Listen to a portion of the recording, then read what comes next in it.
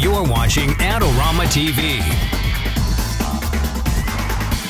Hi everybody, I'm Mark Wallace. Welcome to another episode of Adorama TV product reviews. Today we're going to be talking about the Nikon SB-910 speed light, and this is the new flagship speed light from Nikon, and it replaces the SB-900, and this retails for $546.95.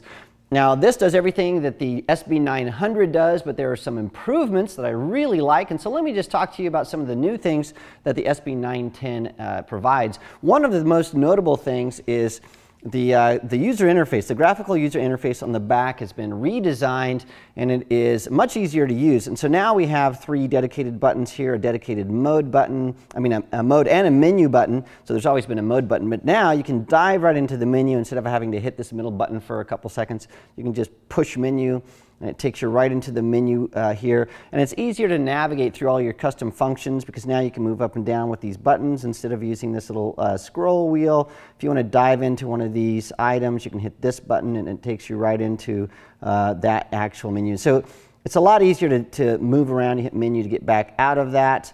And so that GUI, the graphical user interface, is new. It's a little bit easier to use, and I really like that. And you can do other things as well. Now you have buttons for things like exposure, flash exposure compensation. You just push that, and you can dial things up or down, or changing the zoom, things like that. So the buttons are a little bit easier to use. The other thing that this has now that I really like, it auto detects if you're on an FX or a DX camera.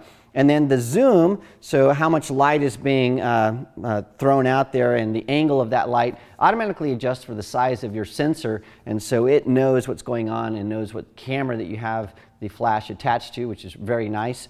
And then the other thing that is really nice about this, the case has been redesigned, which I really like. I'll talk about that in a second. But also, the filters are different. So on the SB-900 and other earlier Nikon flashes, you had a transparent filter that was sort of like this, and then what you had is this little pouch, and inside the pouch there were different gels, and then you'd have to put the gel inside this thing, and so if you got it on there wrong, or you could tear it or lose it, most of the time people would lose that. It was sort of a hassle to work with. Now these have been improved, and they're actually just plastic gels, and so there's nothing to lose. And also there's a redesign with how this attaches, and so as soon as you put this on, so this is one that's made for matching the light to a tungsten light source. You just snap it on there. Now the flash automatically knows that it has a tungsten gel on it, and it knows that because there's a little sensor on the bottom.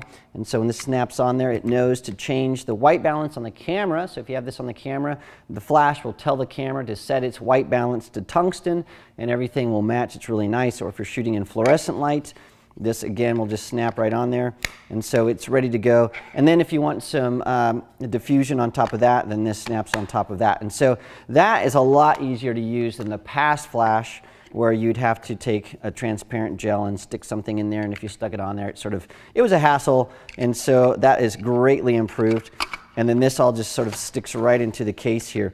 Now the case is pretty nifty because in the past the case was a long case, and so you had to slide this down, and then there was an extra thing on the bottom of that, and so you had this really long case, and putting that into your bag was a hassle because it just didn't fit. And so what most people would do is they'd take their flash out, fold it up like that, and stick it in the bag, and then they wouldn't even bring the gels, or they'd stick that somewhere else, or maybe stick it underneath.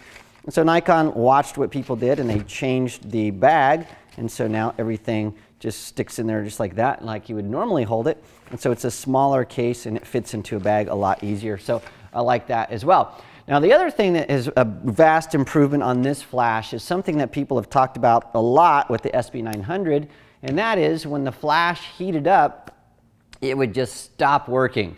And so if you're shooting a lot of pictures very, very quickly, sports, things like that, then on the back there's a little temperature gauge that would heat up. It would say, hey, your flash is too hot, we don't want it to self-destruct. And so the flash would just stop working altogether, and that was really frustrating. And so with the 910, what happens is there's a new function called the thermal cutout function.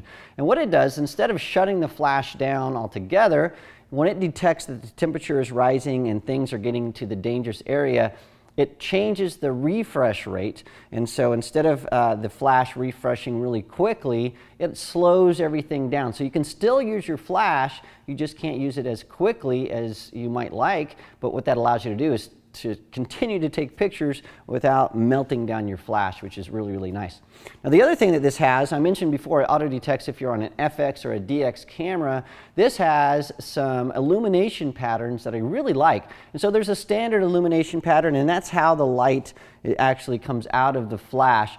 And that standard illumination pattern is useful for almost any kind of photo, but there are two additional illumination patterns that are specific to specific types of needs. So one of them is called the center weighted illumination pattern, and that is great if you want to take portraits, because what happens is it gives you more light toward the center of your photo and allows light to fall off on the edges, which is great for a lot of portraits. And this gives you a greater guide number so you can work at greater distances. There's a little bit more power output. The trade-off is you're going to have some vignetting or light fall off on the edges of your image. Some people like to add that in post-production anyway, so if you're one of those people like I am, the center weighted option is great. And then there's another pattern, and it's called the even pattern. And what the even pattern does is it gives you an even distribution of light across the entire image. There is no light fall off, and that is great for shooting group portraits indoors.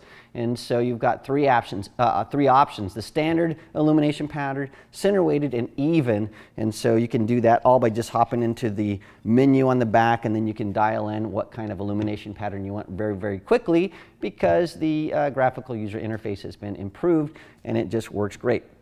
So if you love the Nikon SB-900 like I do, you're really going to love the SB-910. It's a workhorse, it's very powerful, it's got a lot of light output, and it's $546.95. And so for the working professional, it's very affordable for something you're going to have on location and use for years and years and years and years. Well, there you have it. Again, it's the Nikon SB-910 Speedlight for $546.95. I love it and highly recommend it. Well, thank you so much for joining me this week. Remember to check out all the past videos that we've done on product reviews, as well as tutorials and interviews with other photographers at the Adorama Learning Center. And if you have questions about photography gear or photography in general, send me a note at askmark@adorama.com.